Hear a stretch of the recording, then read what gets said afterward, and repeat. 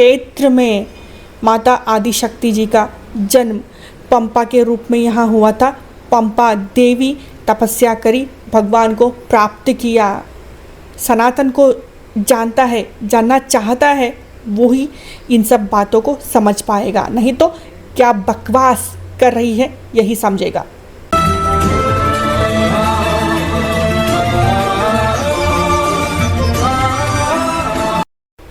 जब इस मंदिर में प्रवेश किया मैंने तो मुझे ऐसा लगने लगा मैं सतयुग के समय में प्रवेश कर चुकी हूँ।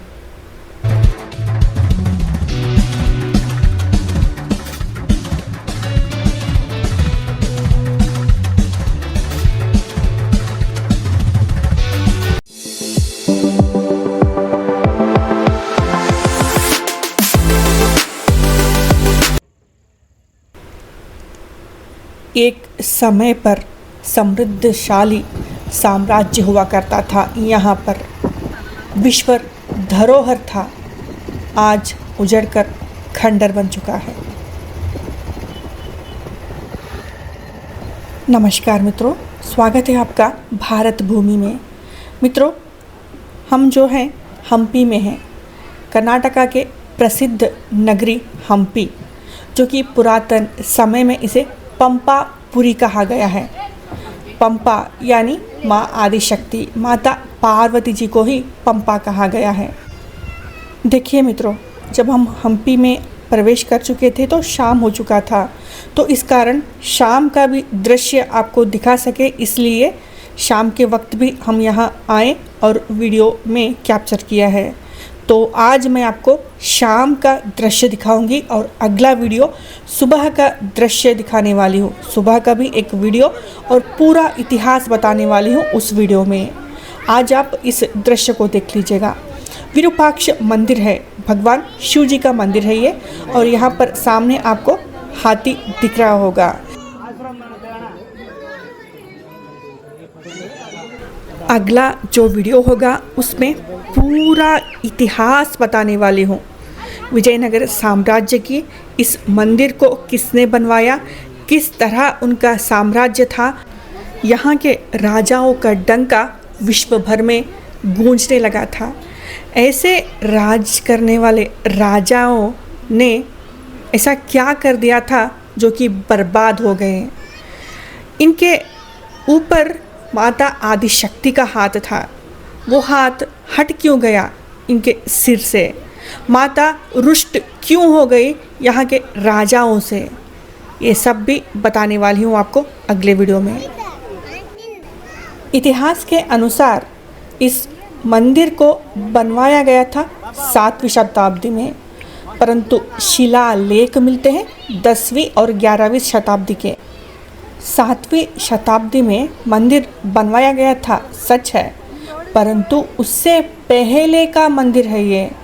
जो आप ये दृश्य रहे हैं, ये इमारत देख रहे हैं, ये सब 7वीं शताब्दी है, पर मंदिर का जो गर्भगृह है वो सर्वप्रथम पुरातन से भी पुरातन है। इतना पुरातन है कि यहाँ भगवान श्री राम भी आए थे विरूपाक्ष जी के दर्शन करने के लिए। मित्रों, सनातन को आप जितना उसका मूल ढूंढते जाओगे उतना ही आप खो जाओगे, उसमें समाहित हो जाओगे। जैसे कि सागर से भी गहरा है सनातन जी, ये मंदिर भी उसी तरह का है। सतयुग के समय का मंदिर है।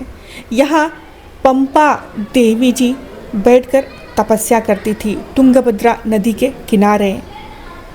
पंपा देवी यानी माँ आदिशक्ति, माता भवानी, सामने आप अभी देख रहे थे वो माँ पंपा देवी का मंदिर है। पंपापुरी कहा गया है इस क्षेत्र को। देखिएगा, यही है श्री पंपा देवी माता आदिशक्ति जी का मंदिर।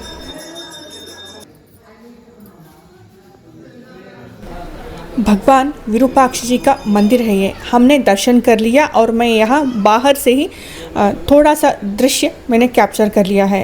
अंदर वीडियोग्राफी अलाउड नहीं है और लेना भी बिल्कुल ठीक नहीं रहेगा। आप इन शिल्प कला को देखिएगा, उन्होंने किस तरह से उखेरा है इन स्तंभों पर। तब तक मैं आपको थोड़ी सी जानकारी भी दूंगी। मित्रों, भगवान विरूपाक्ष जी का मंदिर है, ये शिव जी का मंदिर है। शिव जी को विरूपाक्ष कहा गया है। विरूपाक्ष क्यों कहा गया है? विरु यानी एक तो डरावना शब्द का समानार्थ पद है ये, और अक्ष यानी आँखें, डरावने आँखें वाले भगवान शिव जी।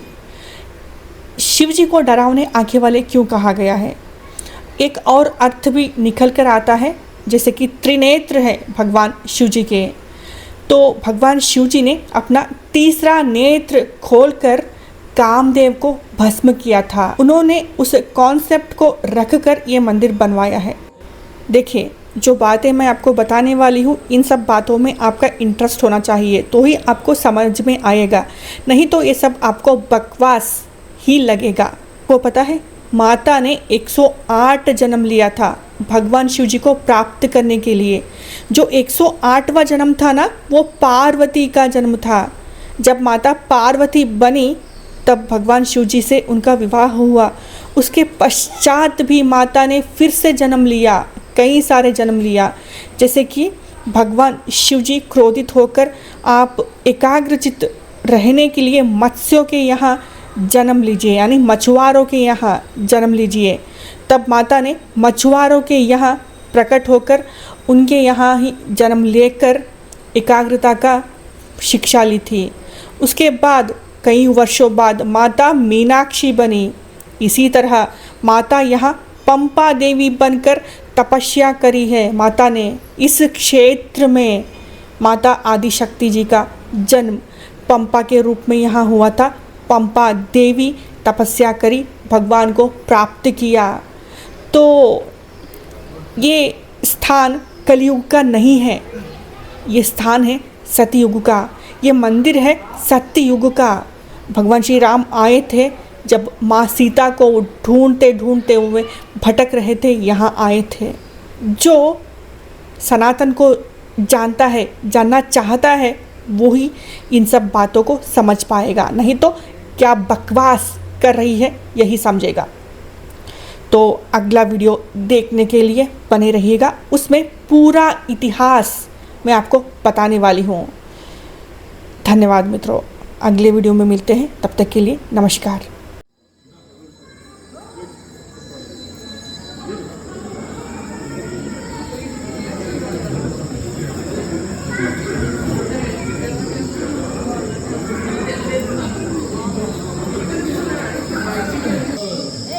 स्टोरी तो सर